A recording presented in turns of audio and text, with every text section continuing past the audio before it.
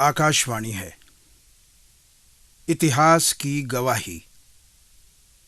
इतिहास गवाह है कि देश की स्वाधीनता के लिए हजारों लाखों लोगों ने अपना सर्वस्व न्यौछावर किया है। लेकिन सच ये भी है कि कुछ लोग कल भी और आज भी देश की स्वाधीनता का सौदा करते रहते हैं, दुश्मन को देश में घुसने का मौका देते रहते हैं। ये नाटक वैसे ही देशद्रोहियों से सावधान करने का संदेश देता है। तो आइए सुनते हैं ये नाटक, इतिहास की गवाही।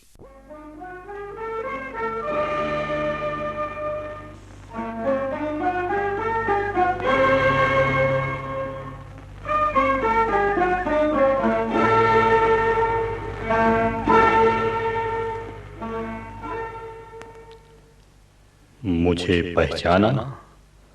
मैं इतिहास हूं। मैं बूढ़ा नहीं हूं। ये मेरे चेहरे पर झुर्रियां नहीं, मानवों के उन अपराधों, मूर्खताओं और दुर्भाग्यों का प्रतिबिंब है जब पुराने झगड़ों की आड़ में स्वार्थ साधा गया, जब लोगों को देश से कम सत्ता और स्वार्थ से ज्यादा प्रेम रहा, और जब कुछ देशद्रोहियों ने देश के लिए दुर्भाग्य को अपना सौभाग्य समझा। मैं उन बीती घटनाओं का गवाह हूं। मैं रोज एक घटना दोहराता हूं और सोचता हूं अब कभी नहीं याद करूंगा, लेकिन फिर याद करने लगता हूं। मैं अपने को रोक नहीं पाता, रोक ही नहीं सकता। आज ईसा पूर्व की एक घटना याद आ रही है।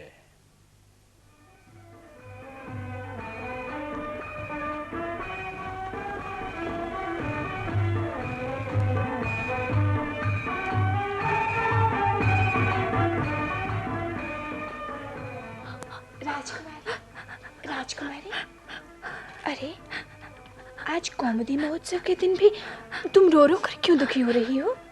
क्या करूं मालविके, मन नहीं मानता। रह रह कर महाराज पुरु की याद आती है। जब पिछली बार कौमुदी महोत्सव के दिन वो तक्षशिला में थे तो कितना आनंद, कितना उत्साह था। जब से वो अपनी राजधानी गए हैं, वो आनंद, वो उत्साह जाता रहा। सोचती हूँ क्या फिर कभी उनके दर्शन होंगे? क्यों नहीं होंगे राजकुमारी? पंचनद के महाराज पुरु तो तुम्हारी भावनाओं से परिचित हैं। शीघ्र ही तुम्हारा उनसे विवाह होगा और तुम पंचनद की महारानी बनोगी। इसी की तो आशा नहीं सकी। अगर होती तो फिर दुख किस बात का था? क्यों राजकुमारी, निराश क्यों हो गई? क्या महाराज पुरु तक्षशिला की राजकुमारी सुनंदा से विवाह नहीं करना चाहते? न सखी, ये बात नहीं। उनका इसमें कोई दोष नहीं। जब से पिताजी का स्वर्गवास हुआ है, भैया हम भी यही समझते रहे कि वो तक्षशिला के साथ साथ पंचनद के भी सम्राट बन जाएंगे। किंतु 3 बार युद्ध में पराजित होने पर अब उनका सुख स्वप्न भंग हो गया है। राजकुमारी, यदि हमारे महाराज अपनी बहन का विवाह महाराज पुरु से कर उन्हें अपना बहनोई बना ले तो इसमें तो उनका गौरव ही है ना। अपनी महत्वाकांक्षा और साम्राज्य लिप्सा के सामने बहन के सुख और इस गौरव की कौन चिंता करता है मालविका? भैया को तो पंचनद का राज सिंहासन चाहिए। उनका वश चले तो वो भारतवर्ष के चक्रवर्ती सम्राट बन जाए। हाँ राजकुमारी, ये तो ठीक है। आज यदि कोई राजसभा में महाराज पुरु की प्रशंसा करता है तो दरबार से उठा दिया जाता है, और जो झूठी निंदा करता है उसका बड़े से बड़ा अपराध भी क्षमा कर दिया जाता है। किंतु अब और उपाय ही क्या है? उपाय वही तो सोचना है।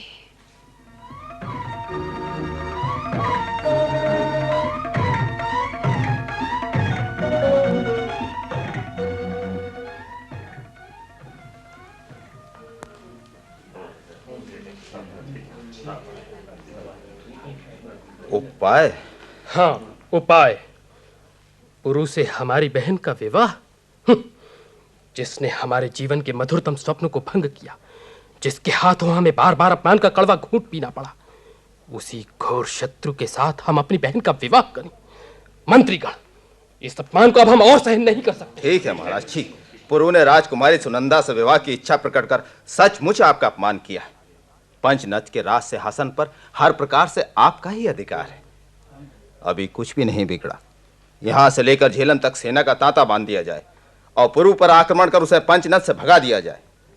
इसके बाद महाराज, तक्षशिला और पंचनद के राजतंत्र आपके ही होंगे। वसुसेन, तुम लोगों ने क्या अब भी महाराज पुरु को शक्तिहीन समझ रखा है? नहीं महामंत्री, किंतु हम पुरु को सर्वशक्तिमान भी नहीं समझते।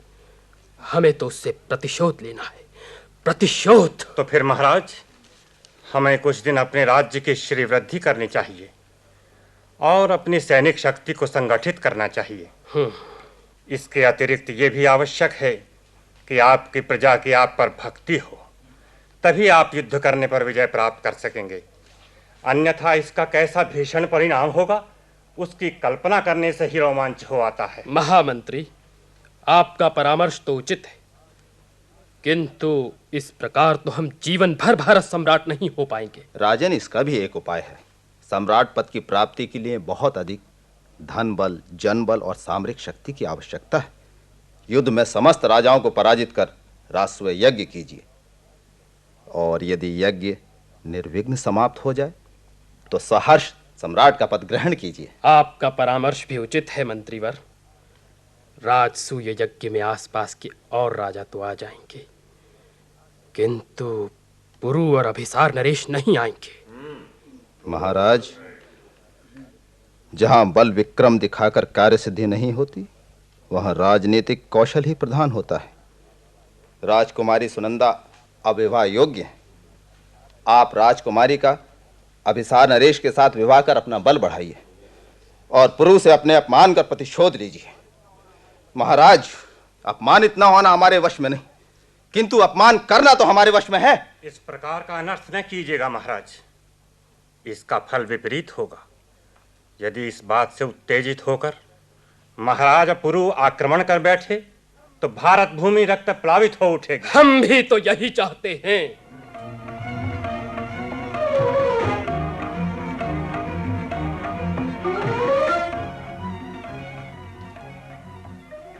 नहीं नहीं मंत्रीवर, तक्षशिला नरेश को शत्रु बनाकर रखना उचित नहीं। पर और उपाय ही क्या है सम्राट? संभवतः आपके साथ राजकुमारी सुनंदा का विवाह होने पर तक्षशिला नरेश का भाव बदल जाए, शत्रुता की जगह मित्रता ले ले। ये ठीक है मंत्रीवर कि सुनंदा मुझ पर अनुरक्त है, किंतु इस समय जैसी स्थिति उत्पन्न हो गई है, उससे तो बड़ी निराशा होती है। सुनंदा ने मन वचन से मुझे पति स्वीकार किया था, किंतु क्या पता उसने भी अपना मत बदल दिया हो। राजकुमारी ने जब अपने को मन वचन से समर्पित कर दिया है, तो मैं नहीं समझता कि वे नारी धर्म को इस प्रकार तज देंगी। किंतु भाई के असंतोष से उनकी रक्षा करने के लिए आपको तैयार रहना चाहिए। वीर सदैव तैयार रहते हैं।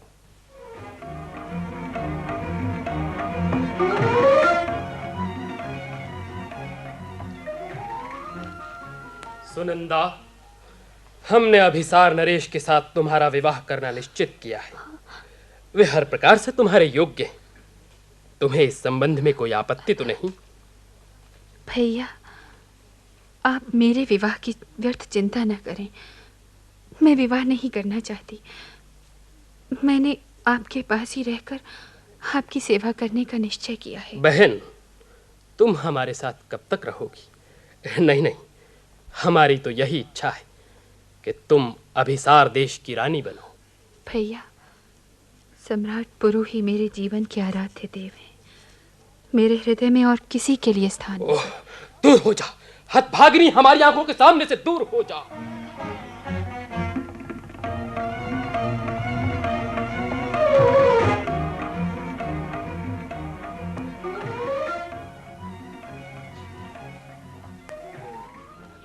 सम्राट की जय हो। राज्यसभा में महाराज पुरु का एक दूत आया है। आने दो। राजन, महाराज पुरु का ये दूत आपका अभिवादन करता है। दूत, जिस प्रकार तुम्हारा स्वामी उद्दंड है, उसी प्रकार तुम भी उद्दंड हो। अशिष्टता क्षमा हो राजन, किंतु सेवक से क्या अपराध हुआ है? तो तुम केवल उद्दंड ही नहीं, वाचाल और मूर्ख भी हो। मैं अब भी कुछ नहीं समझा। जानते हो, तुमने तक्षशिला की राजसभा में सिर से बिना पगड़ी उतारे अभिवादन किया है। तुमने केवल तक्षशिला नरेश का ही अपमान नहीं किया, वरन तुमने तक्षशिला राज्य की प्रज्वलित ज्योति को फूंक मारने का एक भयंकर अपराध किया है। उद्दंडता क्षमा हो राजन। इस अपराध पर तो चाहे मेरे शरीर के टुकड़े टुकड़े कर दिए जाएं, किंतु मैं सिर से ये पगड़ी नहीं उतारूंगा। कारण क्या निवेदन करूं राजन? यह पगड़ी मेरे स्वामी सम्राट पुरु की दी हुई है। जब वे ही किसी के आगे सिर नहीं झुकाते, तो मैं उनका दिया ये सम्मान चिन्ह किसी के आगे कैसे झुका सकता हूं? दूत, तक्षशिला नरेश अपने ही बनाए हुए राजनियम के हाथों विवश हैं और आज तक उन्होंने किसी भी दूत को दंड नहीं दिया, अन्यथा अब तक तुम प्राण दंड पा गए होते। कहो, क्या संदेश लाए हो? राजन, सम्राट पुरु ने कहा है कि मकदूनिया के राजा फिलिप का महत्वाकांक्षी बेटा सिकंदर विश्व विजय की लालसा लिए मिस्र और फारस को अपने पांव तले रौंदता हुआ भारत विजय के लिए आ गया है। अब वो हमारे उस अभागे प्रदेश की ओर बढ़ रहा है जिसके छोटे छोटे राजा आपस में दिन रात लड़ते रहते हैं और जो अब समान शत्रु के आगमन से भी अपने घरेलू झगड़ों को भुला नहीं पा रहे। आगे कहो। सम्राट पुरु ने कहा है कि यूं पारस्परिक द्वेष से देश की शक्ति क्षीण हो गई है। फिर भी यदि हम, आप और अभिसार नरेश मिलकर सिकंदर का सामना करें तो उसे पीछे हटने पर विवश होना ही पड़ेगा। बंद करो ये सब। अपने महाराज से कहना कि तक्षशिला नरेश अपनी रक्षा आप कर लेंगे। हाँ, पंचनद नरेश को अपनी रक्षा की चिंता होनी चाहिए। अब तुम जा सकते हो। जो आज्ञा। सम्राट, महाराज पुरु का प्रस्ताव उचित था। भारत में अब तक भारतीयों का ही राज्य रहा है। हमारा धर्म, हमारी विद्या, बुद्धि और हमारी वीरता भारत को संसार का सिरमौर बनाए हुए है। यदि भारत में विदेशी आ गए तो भारत की विशिष्टता नष्ट हो जाएगी। इसीलिए सबसे पहले भारत की कल्याण कामना को दृष्टि में रखते हुए विदेशी शत्रु को ही भगाना चाहिए। महामंत्री, यदि हम इस समय पुरु की सहायता से विदेशी शत्रु को पराजित करने का यत्न करेंगे तो हमारी शक्ति और भी क्षीण हो जाएगी। फिर पुरु से कैसे युद्ध होगा? इसलिए हम इस परामर्श को स्वीकार नहीं कर सकते। हमने तो निश्चय किया है कि हम विश्व विजयी सिकंदर के लिए भारत का सिंह द्वार खोल देंगे और उसकी ओर मित्रता का हाथ बढ़ाएंगे।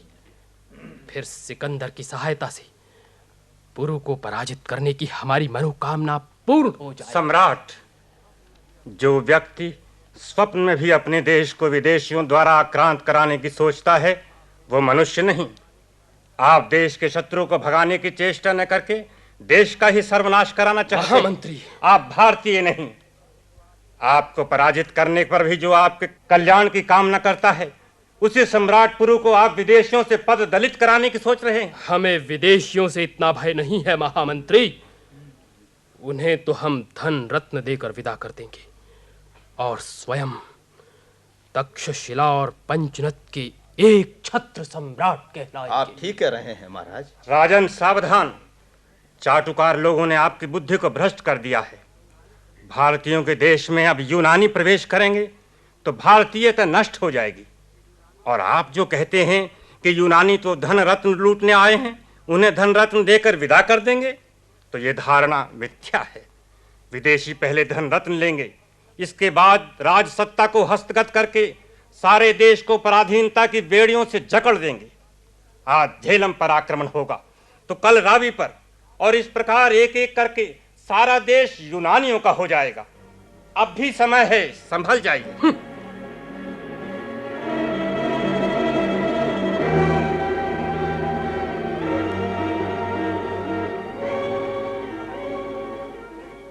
भैया, भैया, क्या बात है सुनंदा? ये मैं क्या सुन रही हूँ भैया?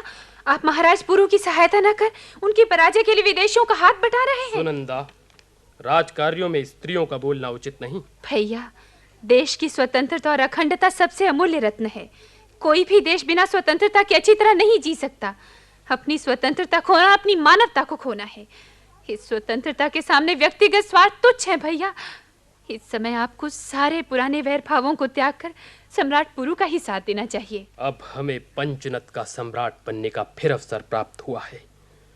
पंचनद का सम्राट बनना हमारे जीवन का एकमात्र लक्ष्य रहा है। भैया, मनुष्य के आधे गुण तो उसी समय विदा हो जाते हैं जब वो दूसरे की दास्ता स्वीकार कर लेता है। बस बस, अब हम और कुछ सुनना नहीं चाहते। भैया,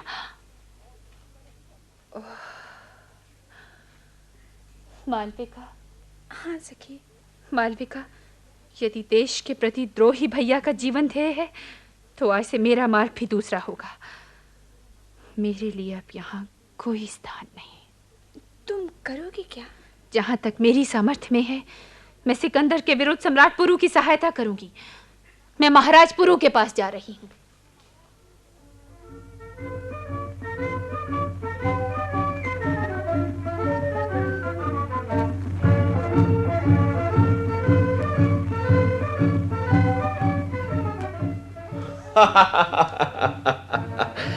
आज जुपिटर का बेटा भारत के सिंह द्वार पर खड़ा है।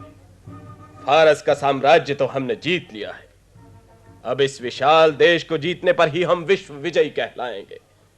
ये देश अपनी वीरता, ऐश्वर्य, ज्ञान, विज्ञान और ललित कलाओं के लिए जगत प्रसिद्ध है। गुरुदेव अरस्तु को इस देश पर कितनी श्रद्धा है। हम विजयी होने पर उन्हें एक बार यहां जरूर बुलाएंगे। सम्राट की जय हो। सेल्यूकस, क्या संदेश है? सम्राट, तक्षशिला के महाराज आम्भी ने आत्मसमर्पण कर दिया है।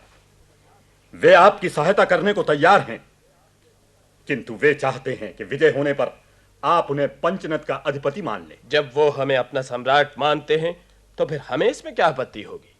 और सम्राट, तक्षशिला नरेश ने सोने चांदी की वस्तुएं, भेड़ें और सुंदर बैल आपको भेंट किए। सेल्यूकस, उन्हें मैत्री की भावनाओं से परिपूर्ण एक पत्र लिखो और इस मैत्री को और मजबूत बनाने के लिए उन्हें इन उपहारों के साथ फारस के राजकोष से प्राप्त कुछ बहुमूल्य रत्न भी भेंट करो। ये क्यों सम्राट? उनके उपहार क्यों उन्हें लौटाए जाएं? ये राजनीतिक कौशल है सेल्यूकस। जो आज्ञा। पुरु ने क्या कहा? सम्राट। हाँ हाँ सम्राट, पुरु ने उत्तर दिया है कि मैं आपसे झेलम की दूसरी ओर कर्री के रण क्षेत्र में ही मिलूंगा। इतना अभिमान!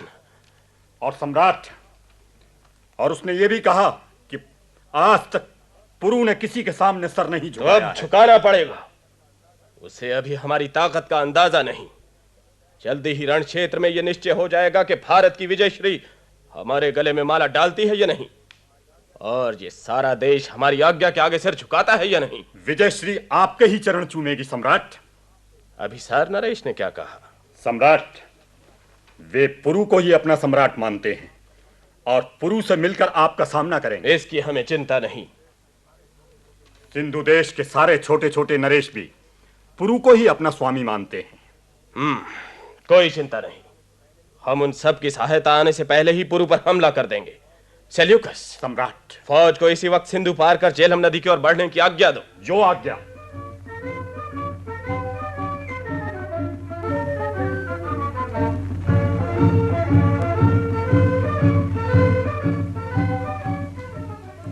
सुनंदा। जी महाराज। अपने भाई को छोड़कर तुम मेरे यहाँ चली आई हो। मैं जानती हूँ आप क्या कहना चाहते हैं। मैंने ठीक ही किया। देश की स्वतंत्रता भाई बहन के संबंध से कहीं ऊपर है। फिर सोच लो सुनंदा। मैंने अच्छी तरह से सोच लिया है महाराज। यदि मैं अपने प्राण देकर भी अपने भाई के पाप का प्रायश्चित कर सकूं तो मैं अपने को धन्य समझूंगी। एक बात बताइए महाराज, क्या यूनानी भारतीयों से अधिक बलशाली हैं? नहीं सुनंदा, भारतीय धर्म युद्ध करते हैं और ये विदेशी छल कपट द्वारा शत्रु का नाश करने में भी नहीं झिझकते। ओह, तो महाराज ऐसों को ही लड़ने के लिए मेरे भाई ने 5000 योद्धा दिए हैं। ओह, न जाने इस युद्ध का क्या परिणाम होगा। परिणाम कुछ नहीं प्रिय, बस युद्ध होगा।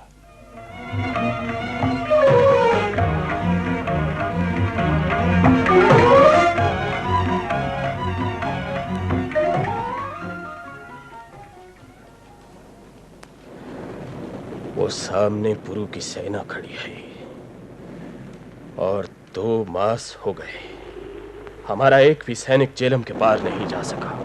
सम्राट, मूसलाधार वर्षा हो रही है और झेलम में बाढ़ आई हुई है। और सम्राट, इस समय यूनानी सेना बिल्कुल निरुत्साह हो गई है।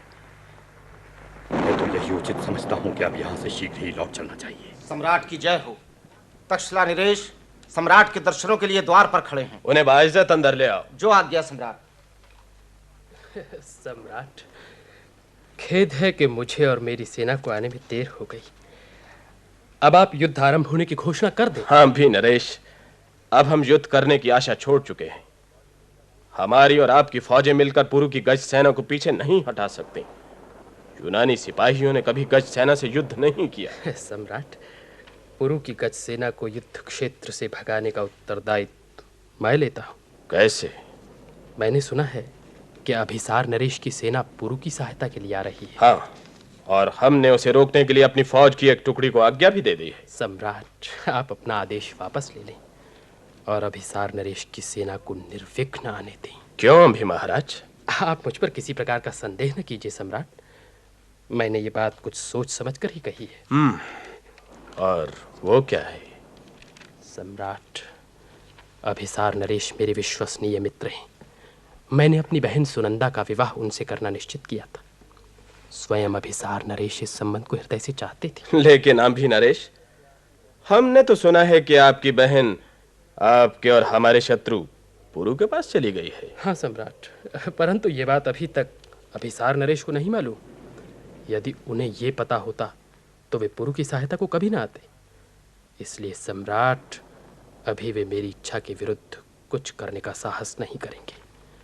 मैं अभी जाकर उनसे मिलता हूँ और उन्हें युद्ध प्रारंभ होने पर अपनी गज सेना को पीछे लौटा लेने की सम्मति देता हूँ।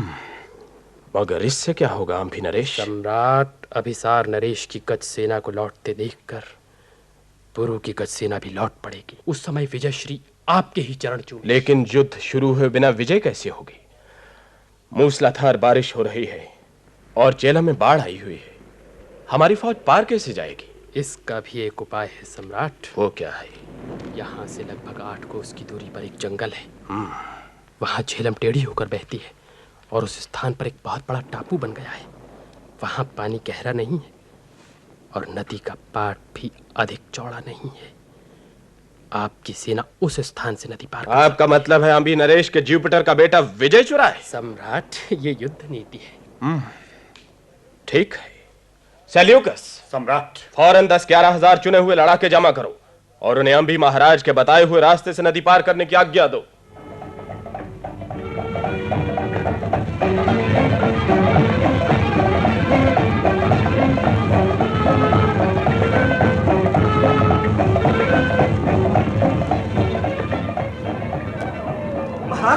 महाराज, सिकंदर की सेना ने चोरी से नदी पार कर ली है और वो कई हजार सैनिकों के साथ इधर बढ़ा चला आ रहा है। हमें सिकंदर से ऐसी ही आशा थी। सेनापति, सेना को कर्री के रण क्षेत्र की ओर बढ़ने की आज्ञा दो।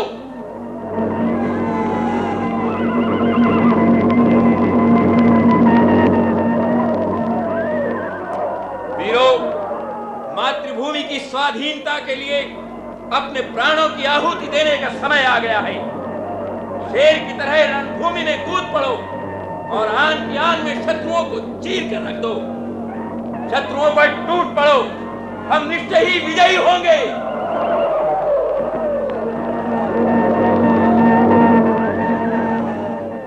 पुरु! कौन? अम्भी! देख लो पुरु, मैं अपनी पराजय का प्रतिशोध लेने रणभूमि में आ गया हूँ। ये तुमने बड़ा अच्छा किया। पुरु, तुम आज तक मूर्खता को वीरता समझते रहे और तुम कायरता को बुद्धिमानी। देखो पुरु, मृत्यु तुम्हारे सर पर मंडरा रही है। मृत्यु सदा शूरवीरों के सर पर मंडराती है अम्भी, क्योंकि कायर तो जन्म लेते ही मर जाता है। लो तो फिर सब लो।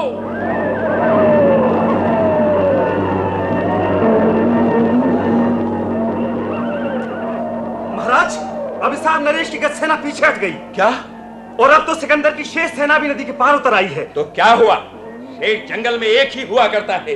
शत्रु आपको चारों ओर से घेरने की कोशिश कर रहे हैं महाराज। कोई चिंता नहीं, देख नहीं रहे, भारतीय वीरों ने अपनी मातृभूमि की लाज रख ली है। ये सब ठीक है महाराज, किंतु आपका सारा शरीर छलनी हो रहा है। क्या हुआ?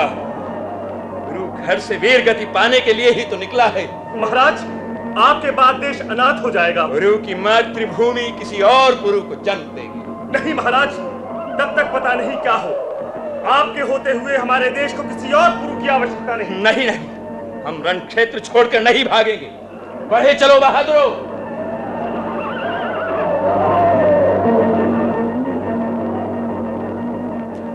महाराज पुरु, अब आपका युद्ध करना व्यर्थ है। आप हमारे बंदी हैं। जब तक हमारे हाथ में शस्त्र है हम किसी के बंदी नहीं। ये व्यर्थ का हट है। सेल्यूकस, महाराज पुरु को हमारे शिविर में लाओ। हॉटरस, तुम जाकर जेहलम के दुर्ग पर अधिकार करो। आखिर विजय हमारी।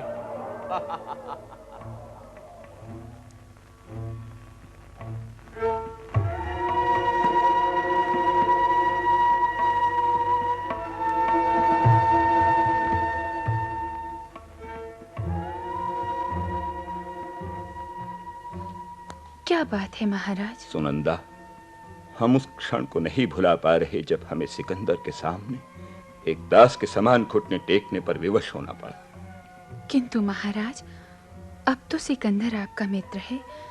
उसने आपको आपका राज्य भी लौटा दिया है। हाँ सुनंदा, अब हम विदेशी साम्राज्य की देखरेख में झेलम और ब्यास के बीच की सारी भूमि के शासक हैं।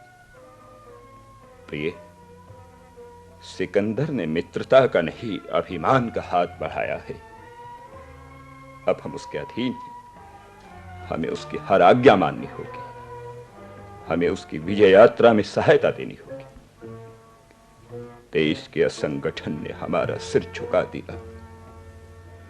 अब हम अपनी आंखों के सामने ही अपने देश का पतन देखेंगे और कुछ नहीं कह सकेंगे।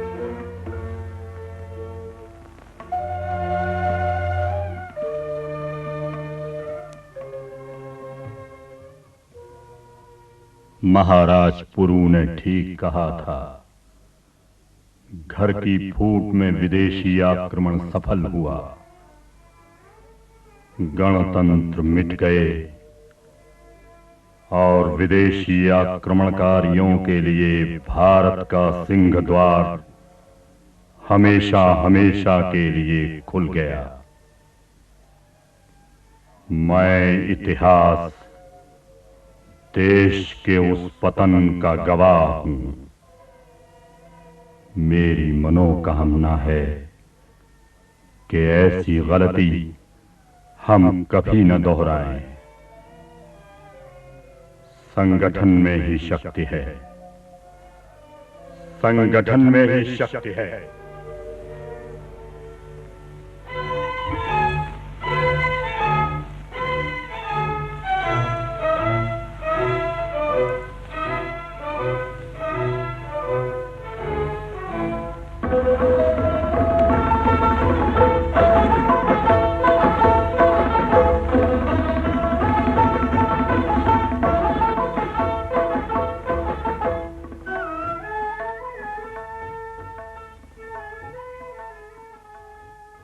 इतिहास की गवाही।